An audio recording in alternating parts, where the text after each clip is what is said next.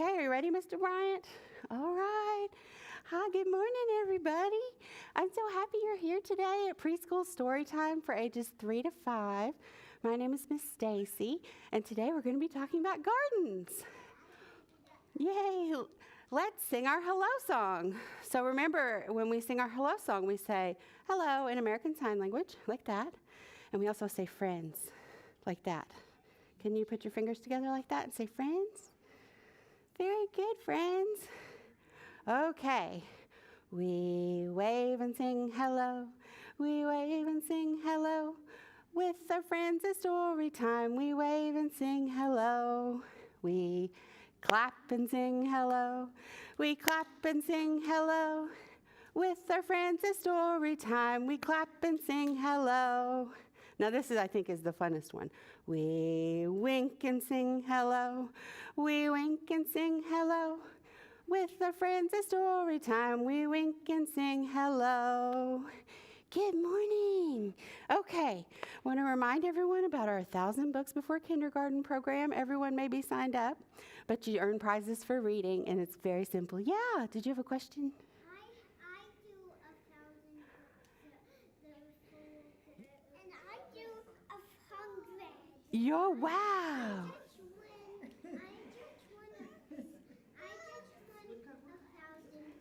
I'm so proud of y'all. Way to go. Reading is so fun. I'm so glad you're doing it. The other thing I want to tell you about is our Super Saturday program. This Saturday at 10 a.m. in the Event Center, Spotlight Theater will be here, and they're going to be putting on a play called Gus Goes Green, a Planet Earth Adventure, a children's theater performance. And we'll do that because this weekend it'll already be April, which is the month we celebrate Earth Day. And not only that, but Sunday we have snakes here at the library in this very room at 2 o'clock on Sunday. And you don't have to register, but you can come and learn about reptiles and amphibians, and you may even get to hold them if you want to. So that's a lot of fun too. Okay, so last week we talked about how it's spring, and this week when it's spring, I get to thinking about my garden and things that I'm going to plant in the ground and grow and eat. I love it. Does anybody else have a garden? I have a garden. You do? I have a garden too. That's excellent. Do you have one too? At my house. That's great. Mine is too. Mine's at my house in the dirt. You do? I love gardens, and so I thought it might be fun to do a story time about gardens. And so remember, last week we learned the ASL sign for spring, where we made a vase with our left hand, and then we made our right hand a flower, and it came up through the vase, and it bloomed. And that's spring. But if you want to say garden, it's the same thing, except we do it like 2 or 3 times. So you go like that. That's how you say garden in American Sign Language. So that's a fun sign to know. Now when you're working in your garden, you can say, hey, Mom, Dad, Grandma, look, it's a garden. And they'll be like, whoa, where'd you learn that? Okay, our first story today is a Toot and Puddle story. It's called How Does Your Garden Grow by Holly Hobby. They're pigs. I think that's funny. Pigs have a garden.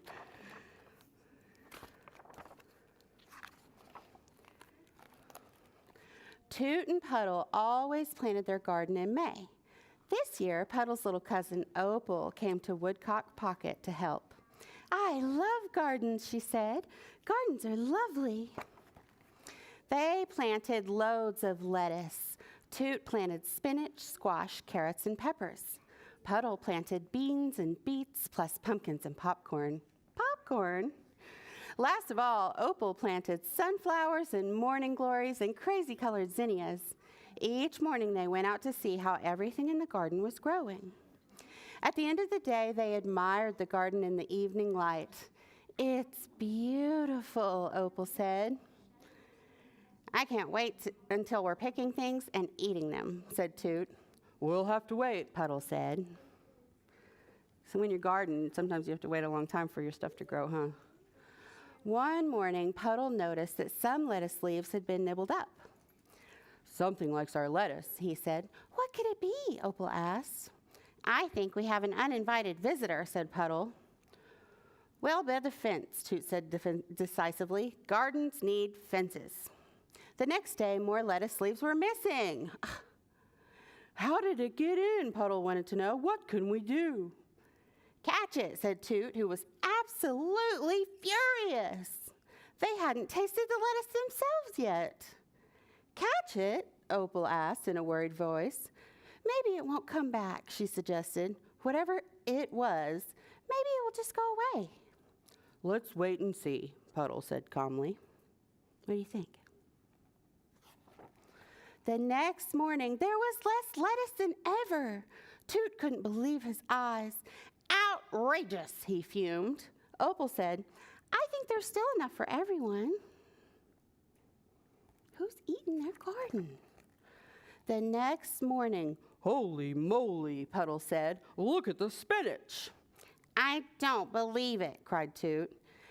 Maybe it doesn't understand, Opal suggested. Whatever it was, maybe it thinks eating things from our garden is okay. So Puddle nailed a sign to the garden gate. Private garden. Please don't eat everything. You think that'll work? Puddle couldn't sleep all night thinking about the creature in the garden, and Opal dreamed about who the creature might be. Does that look like a happy dream? Kind of looks scary. They're worried, I think. The next morning, almost all the bright green leaves of new spinach were gone. Toot said, I'm going to stay up all night and catch whoever is devouring our garden. You can't do it alone, said Puddle. So this time they're going to stay up all night. What are they going to find? The night was cool and bright. The three gardeners waited and watched for hours. At last, I think I see something coming, Toot whispered. Where? There, Toot said, from the woods. Opal shivered. Oh, no, she muttered. No, no, no. It's coming, Puddle said, whatever it was. What do you think it is? Are you shivering like Opal? It took the longest time to reach the garden gate. Very slowly, it climbed up the post and plopped, thud, into the garden. They watched as it waddled through the rows of vegetables. It's eating our spinach, Puddle whispered. What does it look like? A cat? It kind of does. It's fuzzy like a caterpillar, but I think it's bigger. Attack! Toot cried, and he raced for the garden, flourishing his hoe. Toot! Puddle called after him. Be careful! Don't hurt it! Toot ran around the vegetable thief of Woodcock Pocket in a wide circle. Stop that! He shouted. Away with you! Yes, away with you! Puddle cried, catching up with his friend. Opal did not remain behind. Excuse me, she called boldly. Do you know you're in Toot and Puddle's garden? Can you tell what it is now? Okay, it still looks like a caterpillar. I think it might be a porcupine. It looks like it there, huh? What do you think? The creature just went on munching leaves of spinach. What is it? It could be, maybe. The creature just went on munching leaves of spinach as though no one else was there. It made mumbling, grunting sounds of contentment.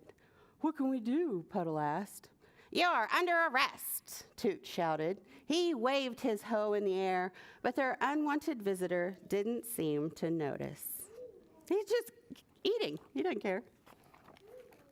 As dawn was breaking, the bulky, prickly intruder moseyed out of the garden, ambled across the yard, and disappeared into the woods. The fence won't keep him out, Puddle said. I don't think we can scare him away either, Toot admitted. Opal was looking toward the dark woods. I don't think he understands about gardens, she said. For the next few days, the garden was not disturbed. Nothing came to eat the new green leaves of the carrots or the beets or the beans. I think it only likes lettuce and spinach, Opal said. Maybe you're right, said Puddle. So it looks like their problem solved, huh? All week long, everything in the garden went on growing and blooming quite nicely.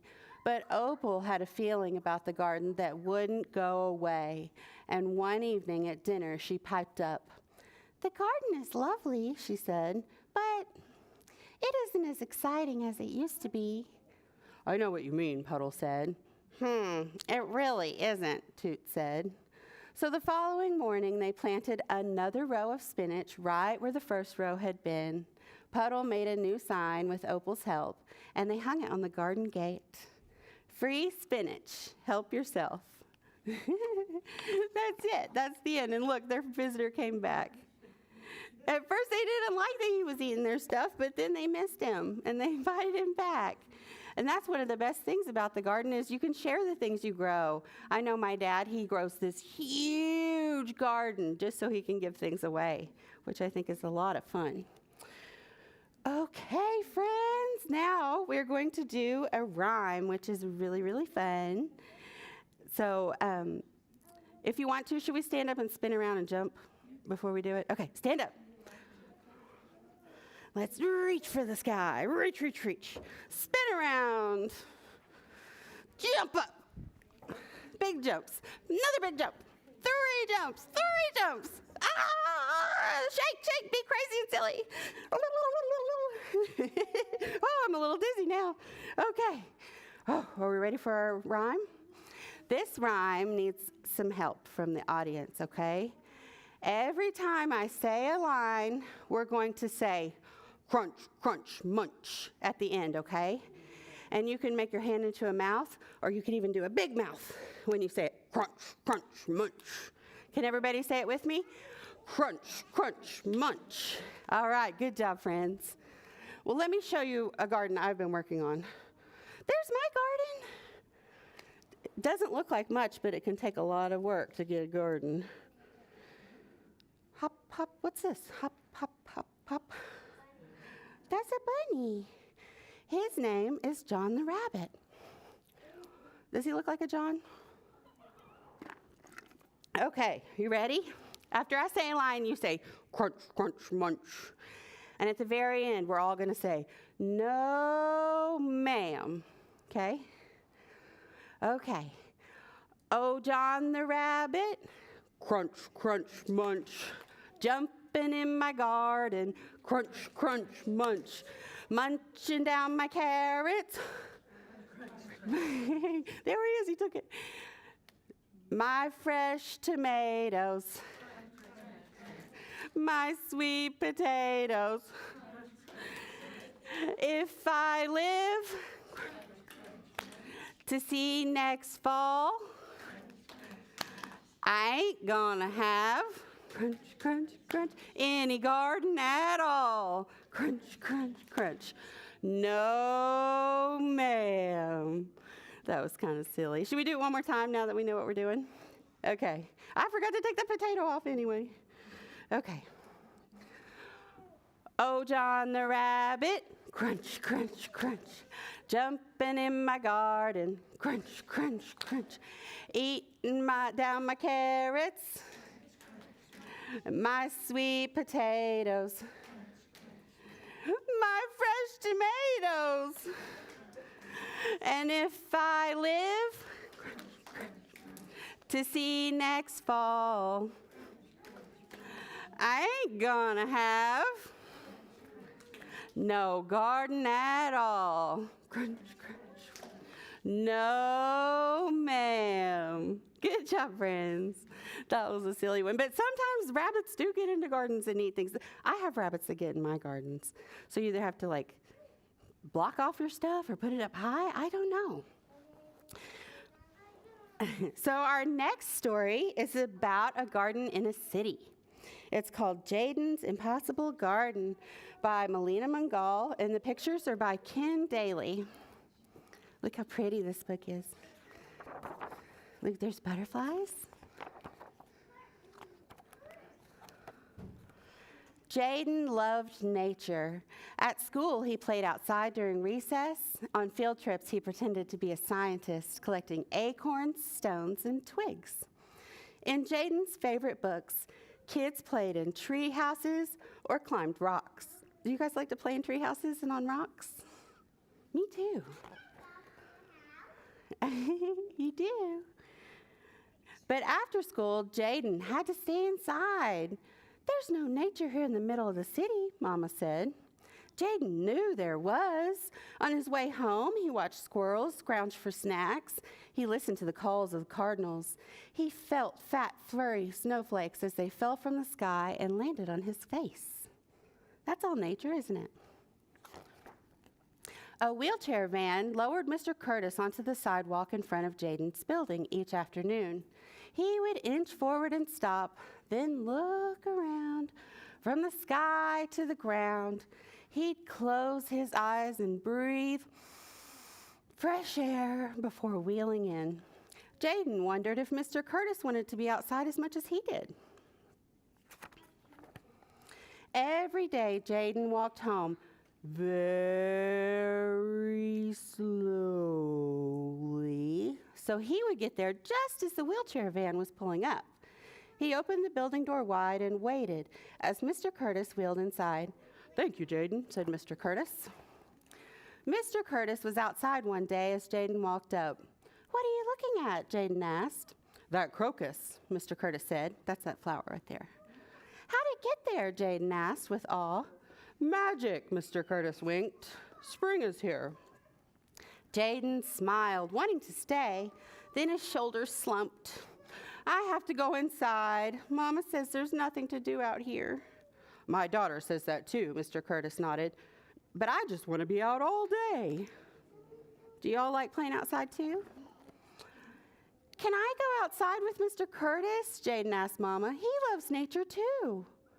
"What a kind idea," Mama said. "But Jaden, there's no nature here in the middle of the city." Do you think that's true? I don't either. From then on, Jaden and Mr. Curtis met every day after school. Mr. Curtis told stories of his childhood adventures in Mississippi. Jaden shared facts he'd found in animal books.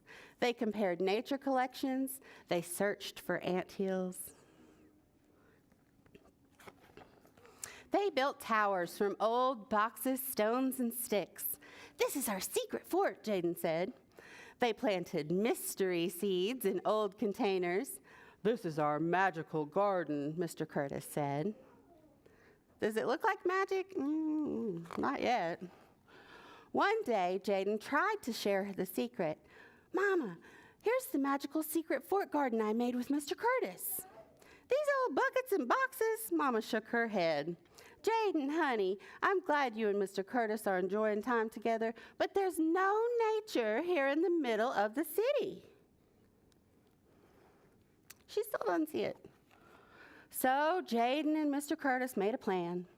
"My daughter didn't understand why I wanted her to bring me her empty coffee containers rather than recycling them," Mr. Curtis chuckled. Jaden helped Mr. Curtis decorate the coffee containers. They planted zinnia, marigold, and nasturtium seeds inside them. "Mama said I shouldn't keep trash," Jaden said, smiling. "So I told her I was recycling this milk jug." Mr. Curtis helped Jaden cut holes in the middle of the jug and attach a string to the top. They filled it with scarlet runner bean seeds. They're working really hard. Together, they discovered something new each afternoon that summer. While watering the garden, they plucked a caterpillar and put it in a jar. It became the guardian of the fort. After watching a spider weave its web, Jaden stretched an old basketball net across the top of the tower and knotted the bottom. It became a tiny hammock. When flowering green vines began inching along the laundry lines, Mr. Curtis twirled the tendrils toward the tower. Then they became a royal rope bridge. Jaden was almost ready for the last part of his plan, showing Mama the magical secret fort garden. But would she see the garden the way he and Mr. Curtis did? Was there enough nature to show her? What do you think? Does it look like? One hot summer evening, the secret got out. "Did you see those butterflies?" asked Shanice from down the hall. "Listen to that cooing," said Mr. Williams from upstairs, pointing to a mourning dove nesting in the royal hammock. "Look!" Everyone rushed to the rope bridge. Mama hurried down the stairs toward the small crowd. "What's wrong, Jaden?" "Listen, Mama," Jaden whispered, taking her hand. He's going to show her. "A hummingbird," Jaden said, pointing. Mr. Curtis nodded. Neighbors smiled. Everyone soaked in the beauty that surrounded them. "It's our magical secret fort garden," Jaden beamed. This time, Mama saw what Jaden saw. The magic of nature was all around them, right there in the middle of the city. Isn't that pretty? And then in the back of this book, there's like information about gardens and how you can do one on your own. We're done with that one. Okay. What did you think? Did you like that book? Yeah, I thought it was fun how they created their own garden in the middle of the city. Okay, so this time let's stand up. We're going to plant a garden in our hands. Are you standing up? Okay. Spin around. Work your arms. Okay. We get dizzy again. All right. Everybody put your hand out, okay? Ready? You're getting dizzy just like me. Okay, put your hand out. This is our garden, a flat hand. Okay. "This is my garden. I'll rake it with care." Rake your garden. "And then some lovely seeds I'll plant there." Plant your seeds. You got your seeds? "The sun will shine, the rain will fall, and my garden will blossom straight and tall." Good job, friends. Should we do it one more time? Flat garden hand. Okay. "This is my garden. I'll rake it with care. And then some lovely seeds I will plant there. The sun will shine, the rain will fall, and my garden will blossom and grow up tall." Good job, friends. Now we all have gardens, just like this last guy. This is our last story. It's a quick one, but I really love it because you see that guy? What's he sitting in? A leaf. Could I sit in a leaf? I'm too big. What does that mean about him? He must be very small. Okay, well, let's see this story. The Little Gardener by Emily Hughes. This was the garden. It didn't look like much. What do you see right there? You can't even hardly see it. It's the little gardener. We don't even know about him yet. Okay. But it meant everything to its gardener.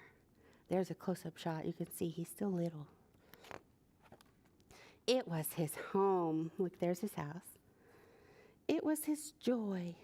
Oh, and it was his supper, too. Look, he's got a worm as a pet. Isn't that funny?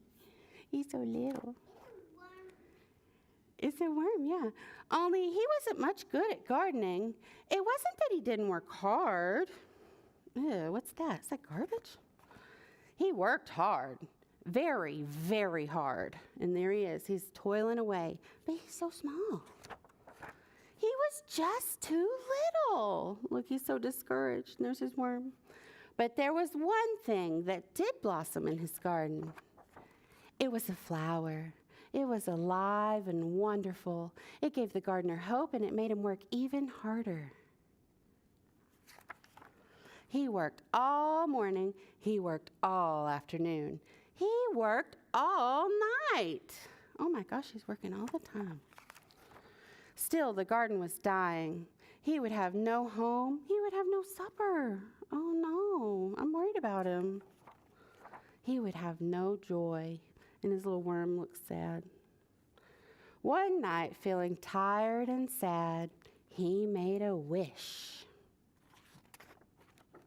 And right here in little bitty writing it says, "I wish I had a bit of help." No one heard his little voice, but someone saw his flower. It was alive and wonderful. It gave the someone hope. It made the someone want to work harder. The next day, the gardener was weary and slept the whole day. He slept the whole week. He slept the whole month. Oh my goodness, could you sleep that long? I couldn't. And when he finally awoke, it had been just long enough for something to change. What changed? Yeah, his garden looks so pretty. People have been working in it. This is the garden now, and this is its gardener. He's still planting seeds. He doesn't look like much, but he means everything to his garden. He saved the garden just by growing that one flower. Isn't that so cute? Okay, friend. Yeah? All right. So after that story, I'm just going to tell you a bit about our craft. And I dropped my finished one. Well, I had one colored and glued to show you, but it's walked off. So today we're going to be making garden bookmarks, but they're corner bookmarks. So we'll start by coloring the picture, and there's all kinds of pictures to choose from. And then once we do that, you'll cut it out, and we may need a little help from our grown-ups for this part. And then we'll fold down these flaps like this and glue them together. And then you have a corner bookmark of your own to take home. So it'll fit on your book like this. And that'll be useful if you're reading maybe a chapter book together, like Charlotte's Web is a really good one at this age to read together with your grown-ups. A chapter a night. They have short chapters and fun animals. So that's our craft, and we will do that in the craft room like we usually do. There's also toddler time at 10:30, so everyone can grab their things and bring them with us to the craft room. So let's sing our goodbye song. It's going to be just like our hello song, but we're going to do this for goodbye, okay? We wave and sing goodbye. We wave and sing goodbye. With our friends at story time, we wave and sing goodbye. We clap and sing goodbye. We clap and sing goodbye. With our friends at story time, we clap and sing goodbye. We wink and sing goodbye. We wink and sing goodbye. With our friends at story time, we wink and sing goodbye. Thanks for joining me today, everybody. And thanks for joining us at home. We'll see y'all next time.